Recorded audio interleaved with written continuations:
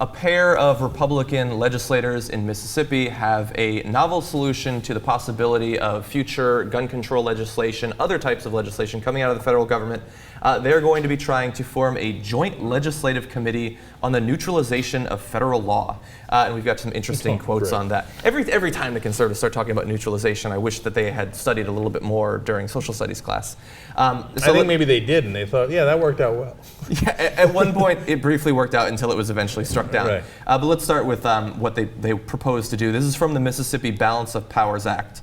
The provisions of this act shall serve as a notice and demand to the federal government to cease and desist any and all activities outside the scope of its designated constitutionally enumerated powers, and that attempt to diminish the balance of powers as established.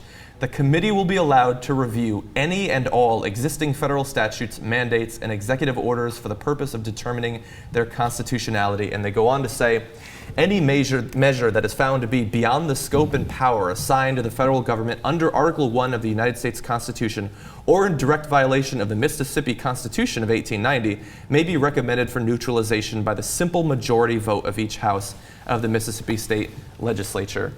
What a wonderful fantasy land they live in. Yeah, so we tried this. You guys tried to secede before, and you got your ass handed to you, okay? And we lost, what, 600,000 people when you guys did it? 500, more like.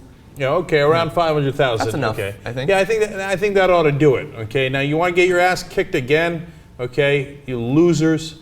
Is that what you want? Okay, and you unpatriotic, un-American people who are traitors to this country. You know, so you were traitors before and we had to kick your ass back in the line. You want to do it again? Look, I love every part of this country. I go to the South all the time. I've been to Mississippi. I've enjoyed your casinos. Okay, and I like Mississippi, and there's, of course, a great majority of the people in Mississippi are not on board for this. And look, it's the politicians, and they're trying to rile people up. They're trying to demagogue, etc., right?